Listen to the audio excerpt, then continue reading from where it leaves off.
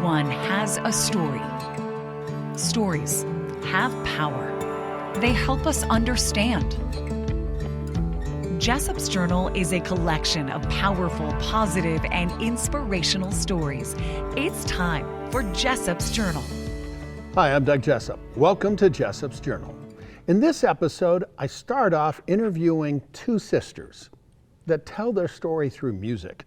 Now, a little birdie tells me they just might have a rivalry. And yeah, we'll find out because they're our musical guest. I am shameful, you are unashamed. I am weakness, you are strength. I am godless, and your God is great. No wonder Daddy loves you more. The second half of the show is going to focus on two of the youngest people I've interviewed. Now, I've done interviews with people over 100 years old. These guys are a lot younger. First up, Chase Hansen. He's been helping the homeless since, get this, since he was 6 years old. He even ended up on Good Morning America. Really inspiring young man to introduce you to. He's just 10 years old. He's making a difference in the lives of homeless people, one meal at a time. I met Marianne Jensen when she was just 5 years old. She was one of my first clear pinpoint weather kids. Well, she's grown up a little bit, and now she's a published author. It's 82 degrees. In Salt Lake City. Now, what about the rest of the state? You pick one out, and I'll tell you how to say the name of the town. In Cedar City, it's 86. In this episode of Jessop's Journeys, we're traveling at your leisure to Boston, Massachusetts.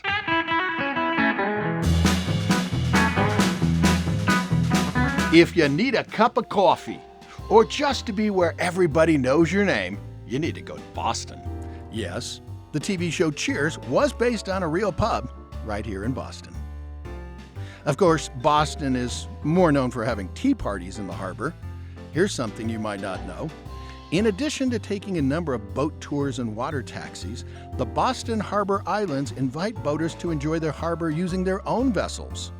Launch from downtown Boston or one of the several public boat ramps through the harbor. Boston is fantastic for history buffs. A number of historical sites, including Paul Revere's home, have been preserved, and there are markers to do a self-walking tour of other historical landmarks, including the Old North Church. Now, you've heard of this church. It's the one most commonly known as the first stop on Paul Revere's One If By Land, Two If By Sea midnight ride, where he instructed Boston patriots to hang 2 lanterns in the church's steeple. Now, I have to admit, the rebel in me thinks it's kind of fun to sit in a different seat each week in church just to mess with people, but apparently that would not work in the Old North Church. Apparently, pews have assigned seating. You can't go to Boston without taking in some fresh lobster and Boston cream pie. I mean, come on, Boston cream pie in Boston? My lobster was big enough that apparently they didn't trust me, and so they suggested I wear a bib. The highlight of our trip was whale watching. Now, don't forget your sunglasses, a light jacket, and of course, a hat. Now, here's a couple of interesting tips for whale watching, so we're going to take a little bit of time on this video.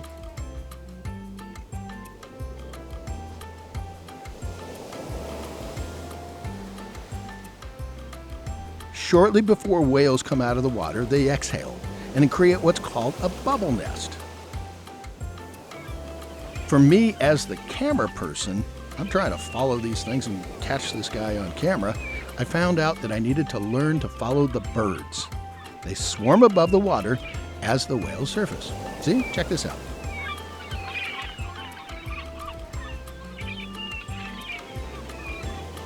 After a day of whale watching, don't forget, there's an active nightlife in Boston. You can go along for a midnight cruise, maybe a stroll along the harbor. Who knows? Dad joke alert. You just might find that you can get a lot of fun day trips right here.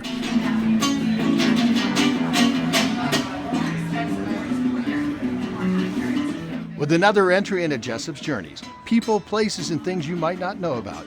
I'm Doug Jessop.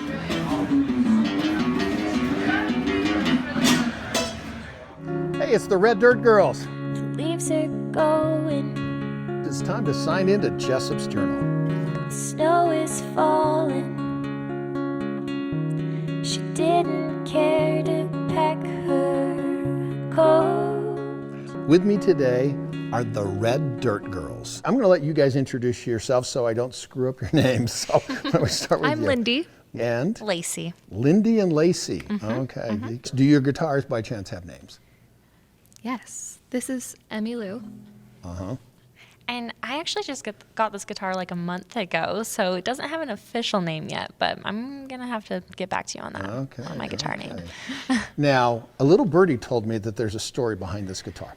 Yes. Okay, so how in the world did you get this guitar?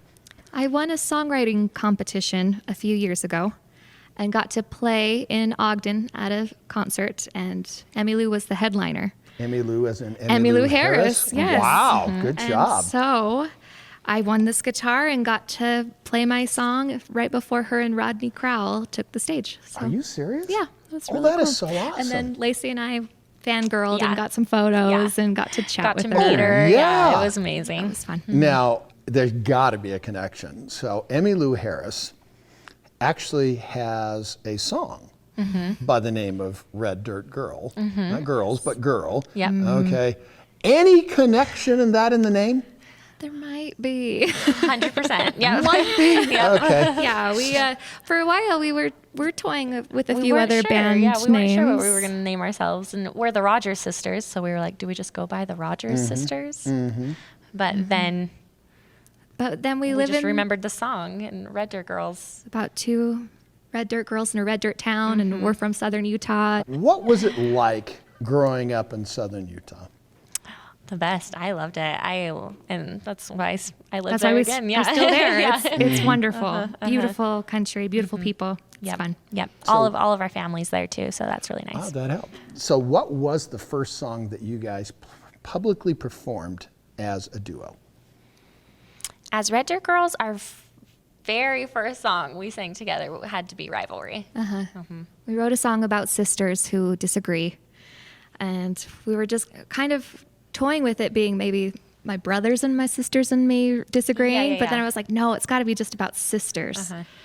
And then we wrote a song and played it at a bar, and then we were a band. If I remember right, a bar named Sue. A bar named That's Sue. it. That's Okay, the there one. you go. One You of might our as well give faves. them a shout out. Yep. Yes. Yeah, we love them. Is there a particular song that you guys would like to play for us right now? Definitely. Yeah. Okay, what's it called? This song's called Utah Sunrise. Okay, what's it about? It's actually a song our mom wrote. Oh, wow. Yeah, yeah. Hi, Mom. Yeah. Awesome. Hi, Mom. Love you, Mom. Yes, when we were young. It was for our uncle who passed away from cancer. And he was a southern Utah boy and grew up playing outside in the dirt and Yep. climbing the red rocks. And Yep. so she wrote this for him, and it's about a love song to the sun about how it's going to set, but someday it's going to always- rise. Yeah, yeah. It's still with us. Take hold of my hand. Run with me in the red sand. We'll capture the dunes and take over the hills. This precious land has been here long before us. Let's not take for granted the dirt on our knees. You don't always have to climb. I'll be right here. Just take your time. When canyon coyotes call, we'll scale the highest wall. Ooh,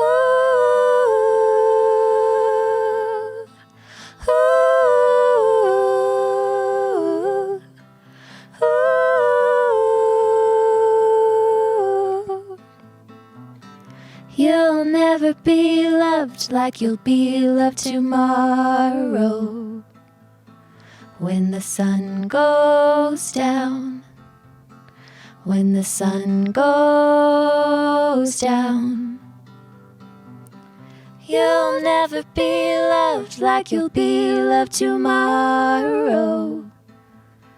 When the sun goes down, when the sun goes down.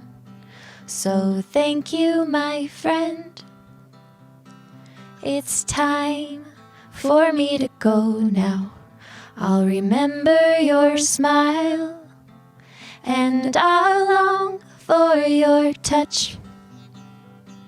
Our precious time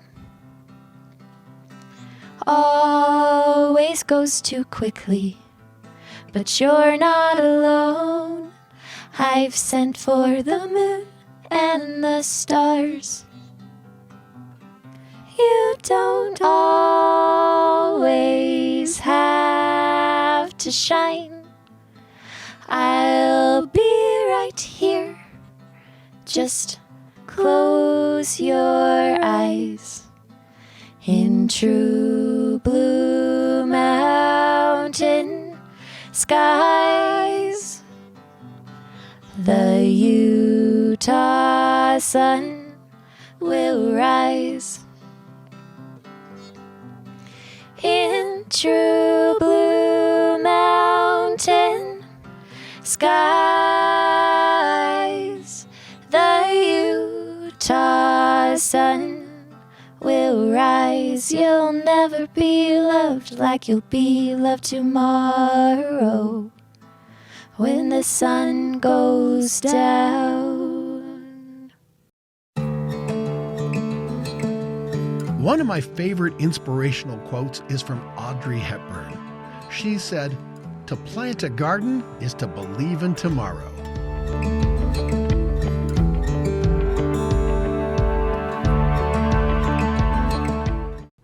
Everyone has a story, and sometimes those stories are told through music. It's time for Jessop's Jukebox. I've got two sisters here, Lacey and Lindy, okay? I don't know about you, but of course, they never have any sibling rivalry, but somebody you know might, just saying, okay? With their song of that same name, Rivalry, here are the Red Dirt Girls. I never called us a rivalry.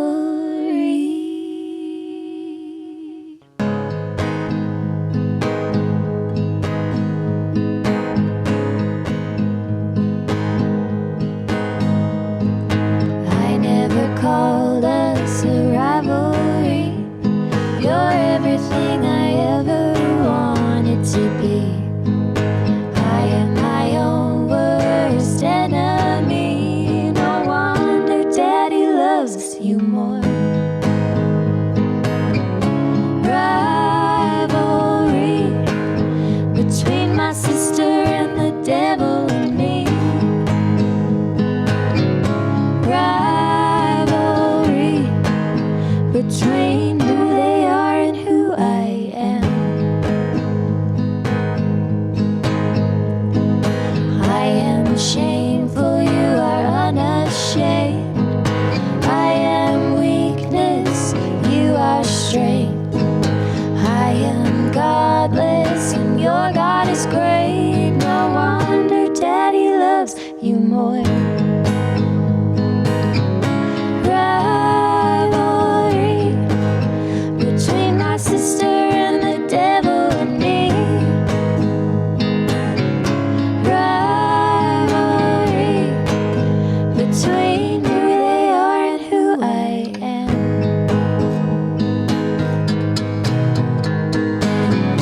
Oil and water, we're the gunsmith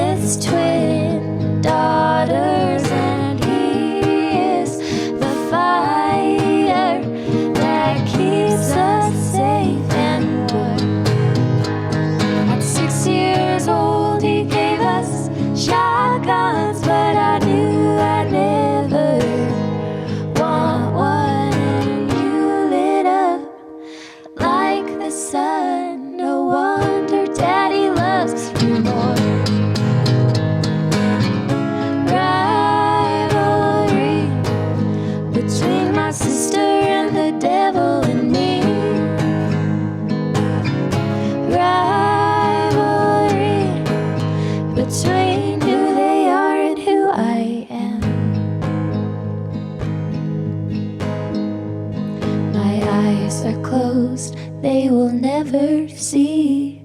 My mind is clouded by empathy.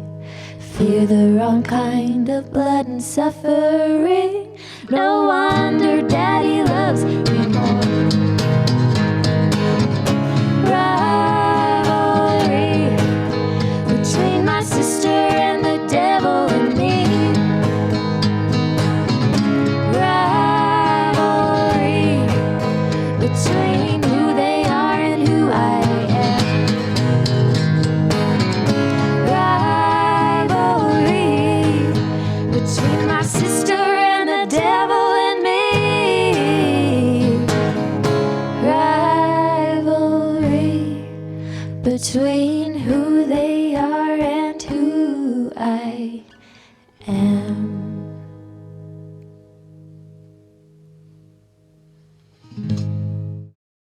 You know me as the TV hat guy. What you might not know is that all of my hats have a story. This hat is in honor of my Native American heritage. It's called the Cherokee Summer.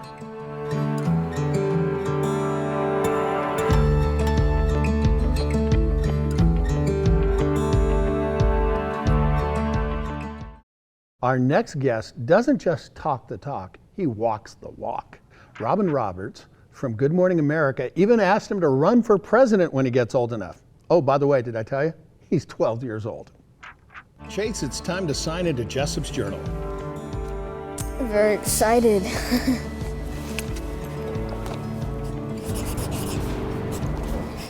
So Chase, you and I have known each other for a fair amount of your life, which is kind of strange. There's part of a reason why I've got you on. I recently interviewed a woman by the name of Romaine Wallen-Zito, 103 years old. I remember, I watched the video, it was amazing. Awesome. She was a cool lady. And so she was the oldest person that I've ever interviewed. You, my friend, I'm pretty sure, are the youngest one. Okay, you and I chatted, how old were you when I first interviewed you? I think I was about 8, yeah. Okay, and now you are? I'm 11 now. Man, you were just like a rock star at 11. Well, do you remember why I interviewed you the first time? I just got an award from the Lieutenant Governor because I was doing my 5 years community service. I was trying to help my community in the only way I knew how, being a friend. And you're a pretty good friend. Thank you. Now, there's a special group of people that you like to befriend, and tell me who they are and why you do it. For the past couple of years, me and my dad have been working with people who are lonely, people who are suffering. We've been mainly focusing on the homeless populations because it's people we see everywhere. Mm-hmm. For the past, we've just been picking people up, lifting them, putting them on their feet, and just talking to them and becoming their friend through a meal for 30 minutes to an hour. And becoming their friend was honestly the most meaningful experience I ever had. That was the first time I encountered a homeless person face to face, human interaction. Since that interview, you've had a couple more interviews. I have. So tell me about some of your interviews. Well, some of my more recent ones, I just gave a TED Talk. I don't know if that counts as an interview. That's pretty dang cool. It is, and I guess one of my most recent ones before COVID hit was at Good Morning America, and then you guys interviewed me just after the TED Talk. So I've had a lot of interviews before that, and a lot more after your first interview with me. So when you chat with somebody, okay, and you take them out to lunch, I believe, what's some of the questions that you ask them? What my dad likes to call innocent questions. Questions that are like, what's your favorite color? What's your favorite superhero? What do you like to do for fun? Questions like that. What's your favorite type of pet? All those questions gather up to one simple sentence my dad says, innocent questions. Innocent questions. Okay, so, Mr. Chase Hansen, what's your favorite color? My favorite color right now is probably silver. Silver, okay. Favorite pet? My dog, Finn. Finn. Okay, what kind of dog is Finn? He's a Maltese mix. We adopted him. We don't know his exact breed, but he's the cutest dog in the world. There you go. Okay, and he was homeless apparently. He was So, in the streets of geez. Mexico. So Yeah, there you go. Even your dog was homeless. You helped out. Good job. Really inspiring young man to introduce you to. He's just 10 years old. He's making a difference in the lives of homeless people, one meal at a time. Okay, so how in the world did you get into Good Morning America? it was crazy. Apparently, when we were talking to one of the editors, he knew some of the people that we've been talking to and been sending emails to. So they were playing forward tag, and it got to this co-editor, and he said, this might actually be a story. So he told Robin about it, and she was like, go ahead. So a couple days later, I was astonished. I was on Good Morning America, and a couple weeks later, I was flying out to New York. Good job. What was the thing that surprised you the most about being on in Good Morning America? Oh wow, I've never been to New York, it was amazing. I loved Central Park. I loved all of it. I played a Spider-Man game that's full of, it's like New York everywhere, so I'm like, I know this place. Yeah. The thing that surprised me most was I actually got on. Somebody heard my story and told people about it. I somehow got on to Good Morning America. Yeah, very, very cool. Well, I remember there was one thing that one of the hosts there said is that, you ought to run for president, huh? I think I speak for everyone. When you grow up, could you please run for president? Yeah. A lot of people have been saying that to me lately, but I've been thinking. I wanted to run for president of the world when I was a little kid, but now I want to run for global impact officer, trying to impact the world in my own way. So. Well, thank you very much for coming on Jessop's Thank you. Journal today. Everybody needs a cheerleader, somebody that's in their corner that's going to spur them on and cheer them on. But you know what? I think everybody also needs a coach. The difference between a coach and a cheerleader is that a coach will bluntly kick you in the pants once in a while when you need that. It's just that extra little oomph. The guy behind the camera, Ed, he's my coach. Want Doug to broadcast from your event, destination, or business? Follow Doug.com. Keeping with the theme of young people doing great things, Mary Ann Jensen was one of my first clear pinpoint weather kids. Met her when she was about 5 years old. I think it was like her last day of preschool. Well, I've kept in touch with her over the years. Now she's a published author. Mary Ann, it's time to sign into Jessop's Journal.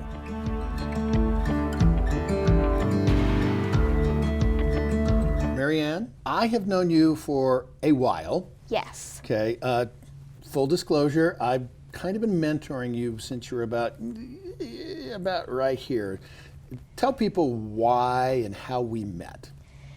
When I was 2 years old, I watched Cloudy with a Chance of Meatballs for the first time. And that's when I saw Sam Sparks. And I'm like, oh my gosh, I want to be like her. Okay, everybody, you are not going to believe this one, but we are about to be in the epicenter of a perfect food storm. That's when my love of meteorology came into play. And then my grandma saw the commercial to become a Clear Pinpoint Weather Kid.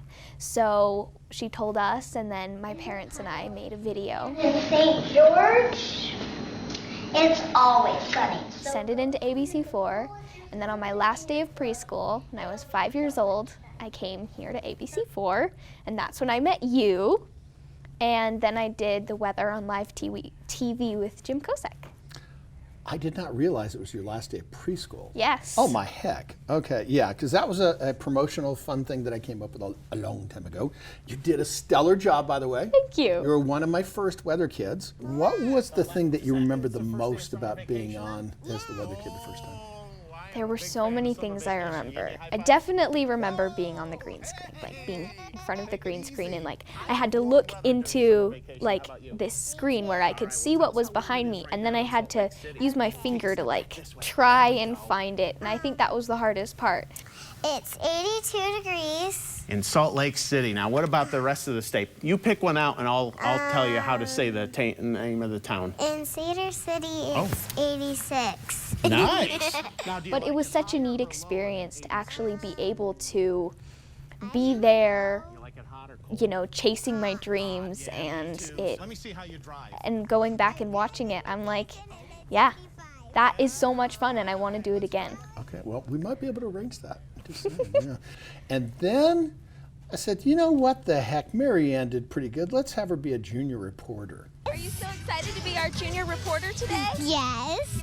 I can't remember, I know one story that we did, but I can't remember all of them. So do you remember some of the junior reporter stuff you did?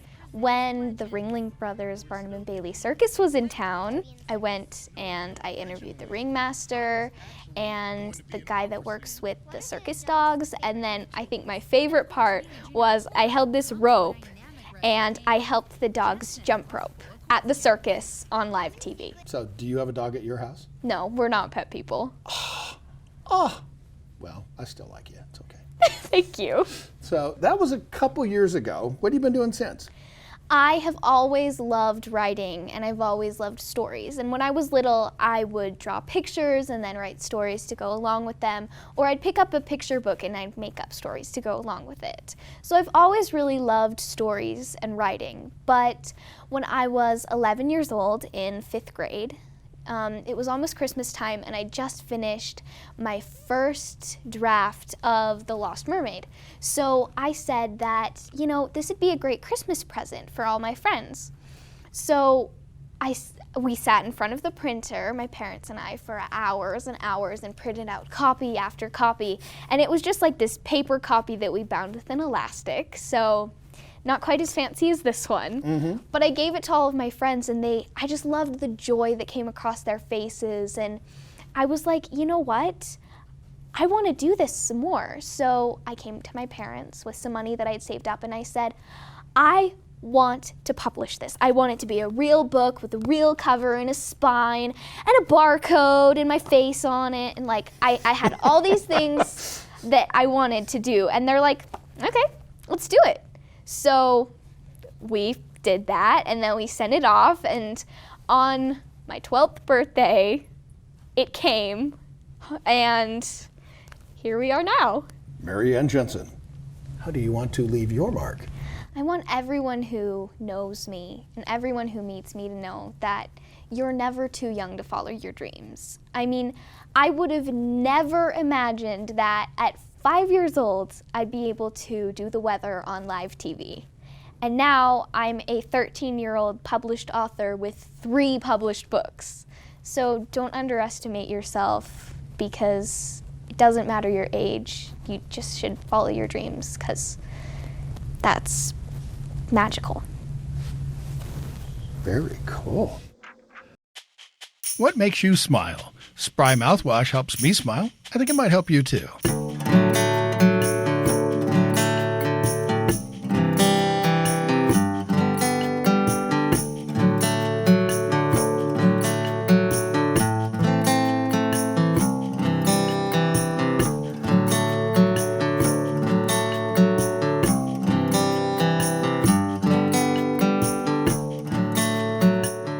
Thanks for watching this episode of Jessop's Journal. It's my honor to share with you powerful, positive, and inspirational stories with people from all walks of life, right here on TV as well as on jessopsjournal.com. Here's the thing I want people to remember. Everyone has a story. Stories have power. They help us understand each other. With another entry into Jessop's Journal, I'm Doug Jessop.